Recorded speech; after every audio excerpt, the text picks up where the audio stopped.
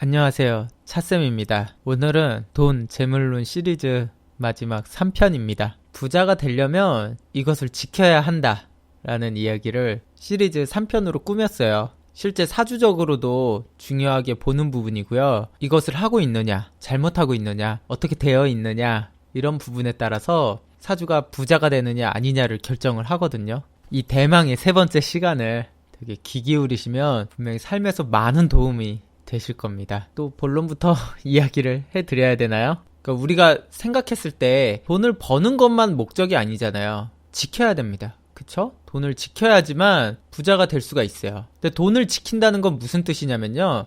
내 신변이 안전하냐는 뜻이기도 합니다. 내 신변이 불안정하면요. 돈이 세게 돼 있어요. 뭐 건강이라든가 아니면 뭐 감옥에 간다든가 뭐 여러 가지 이유가 있잖아요. 그랬을 때 이 여러 가지를 포함하는 문제가 바로 식상입니다. 식상이 오히려 내 돈을 쓸 수도 있지만 돈을 지키는 역할도 한다라고 보시면 돼요. 왜 식상이 돈을 지킬 수 있을까? 라고 생각을 하시겠잖아요. 여기서 좀 더 구체적으로 들어가면요. 정확히는 상관입니다. 관을 상하게 하는 거예요. 근데 이 선이 되게 애매해요.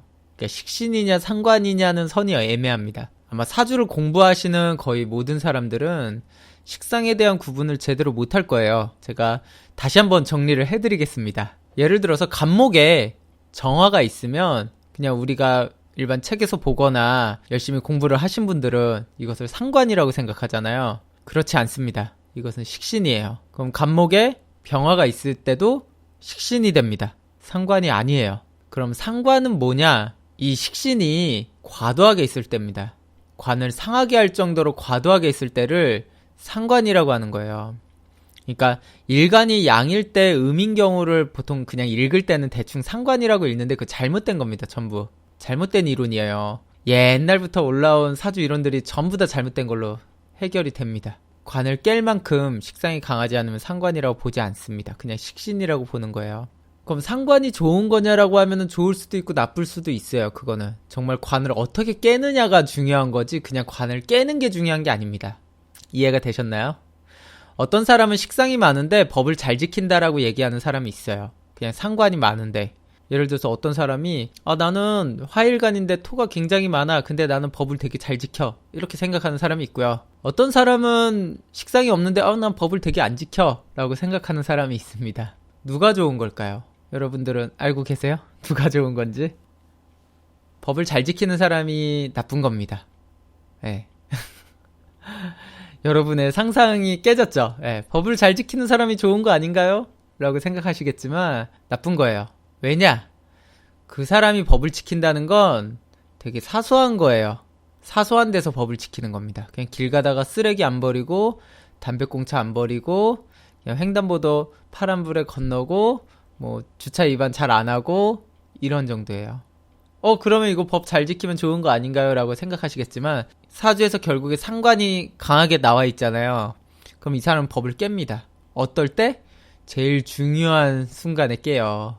문제가 이렇게 실컷 다 지켜놓고 음주운전으로 사람을 친다든가 오히려 다 지켜놓고 다른 사람한테 소송이 걸린다든가 본인이 돈을 빌려서 안 갚는다든가 아니면 진짜로 사기칠 마음에서 돈을 떼어먹는다든가 아주 결정적인 이유를 만들어내는 겁니다.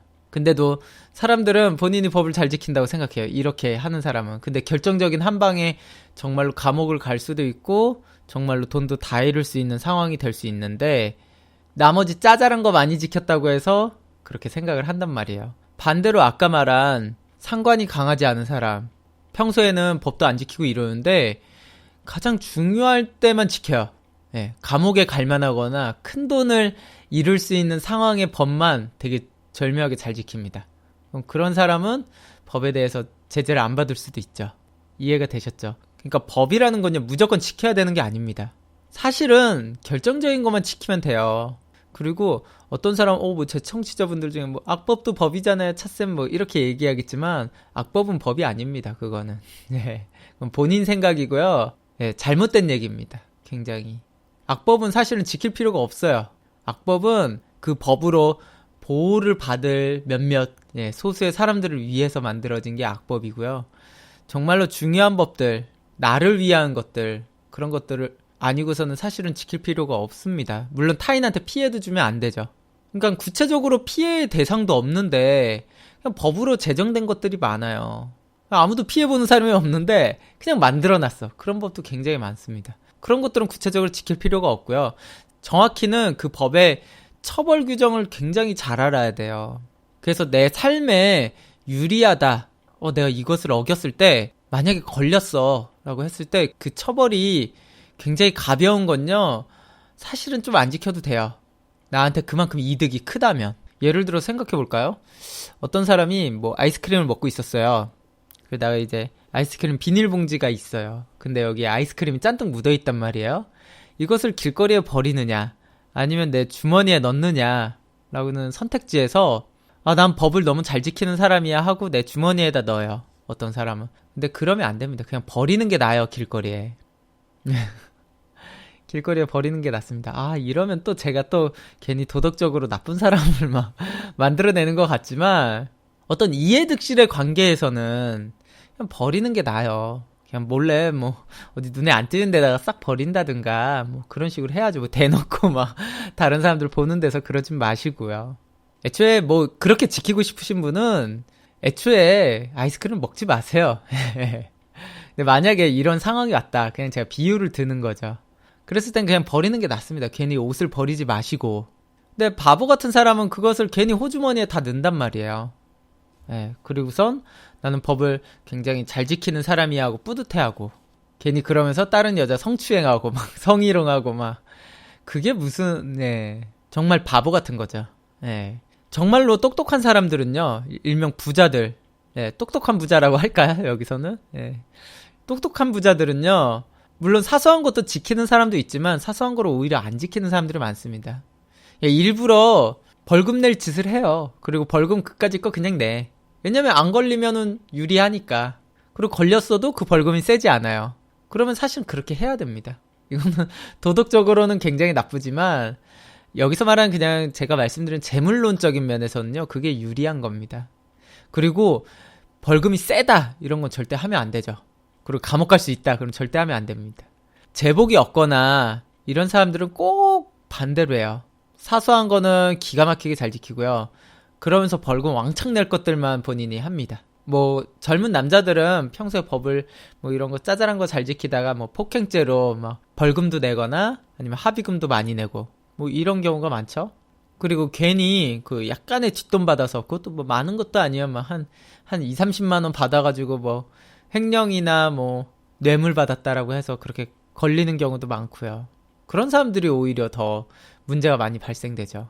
그러니까 여기서 아까 말씀드린 상관인 경우 정확히 사주에서 상관이 있냐 없냐에 따라서 여기서 잘 지킨다 안 지킨다가 아니에요. 상관이 있으나 레벨이 높으면요. 아까 말한 짜잘한 거는 안 지키지만 큼직큼직한 거는 그래도 자기가 잘 안 걸리게 요령껏 하고요. 상관이 있는데 사주에서 되게 사주의 레벨이 전체적으로 떨어진다라고 하는 사람은 짜잘한 거는 지키면서 굉장히 결정적인 거를 꼭 안 지켜요. 그런 사람들이 이제 그런 식으로 걸려 들어가는 거죠.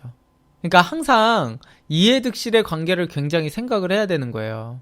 외국에 나가서도 유독 되게 법을 잘 지키는 사람이 있어요. 한국에서는 안 지켰는데 이거 외국 나가면 위법이야 하면서 약간 쫄아가지고 그런 사람들은요.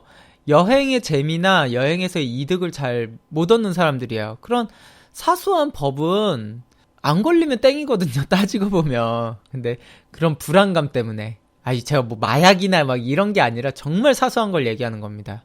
사주가 좋은 사람들의 특성은 그런 사소한 것들은 정말로 오히려 안 지켜요. 외국 나가도. 그냥 벌금으로 때운다든가 걸리면 뭐 이런 식으로 해서 더 많은 경험이나 이득을 쌓는단 말이에요. 어떤 법을 너무 지키다 보면요. 내 경험이나 이득이 너무나 줄어듭니다. 그러니까 이것을 적절히 조화를 할 수가 있어야 돼요. 제가 지금 말씀드리는 건 단순 도덕적인 부분에서는 안 좋을 수는 있어요. 사실. 그렇지만 이번 편에 주제가 재물론에 대한 부분이잖아요. 그러니까 부자들은 어떻게 이렇게 돈을 벌고 있는지에 대한 부분을 여러분들에게 알려드릴 필요가 있는 거예요. 나의 소신이 중요하다라고 생각하시는 분들은 그냥 뭐 지금처럼 사셔도 상관은 없습니다. 유일하게 사람은 절대로 관에 대항을 할 수가 없어요. 이전 대통령도 지금 감옥에 있잖아요. 그런 것처럼 아무리 권력이 많은 사람도요, 이런 관에 대해서 강한 구속력이 왔을 때 피해 나갈 방법이 되게 없습니다. 그러니까 너무 큰 죄를 저지르면은 방법이 없어요. 예. 그러니까 그 선을 정말로 잘 지켜야 됩니다. 대체적으로 이거 잘 못 지키는 사람들이 사실 전과자들, 예, 정말 바보 같아요. 법적으로 피할 수 없는 정말 큰 것들을 저지르거든요. 그 사람들은 사람을 죽인다든가 진짜 사기를 친다든가 이런 식으로. 여러분이 생각했을 때 내 삶에서 이 정도까지는 했을 때 유리하다라고 하는 것은 사실 조금 그 부분에 대해서 법을 더 공부하시다 보면요, 여러 가지 허점이나 뭐 이런 부분들이 보일 수 있어요. 그런 것들이 사실은 재물을 만들어주거나 오히려 재물을 지키는 능력이 되기도 합니다. 오늘은 짧게 이 상관이란 얘기와 이 법에 대한 얘기, 이것을 재물에서 이야기를 하면서 재물론 시리즈 3편을 완성을 해드렸어요.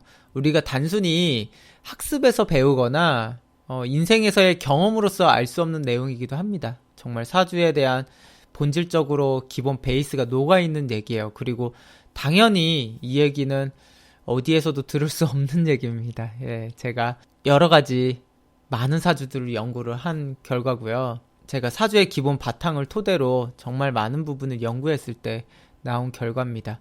오늘의 방송이 여러분이 나중에 재물을 벌거나 재물을 지킬 때 굉장히 한 부분을 차지할 거라고 생각이 듭니다. 오늘 방송은 여기까지만 하겠습니다.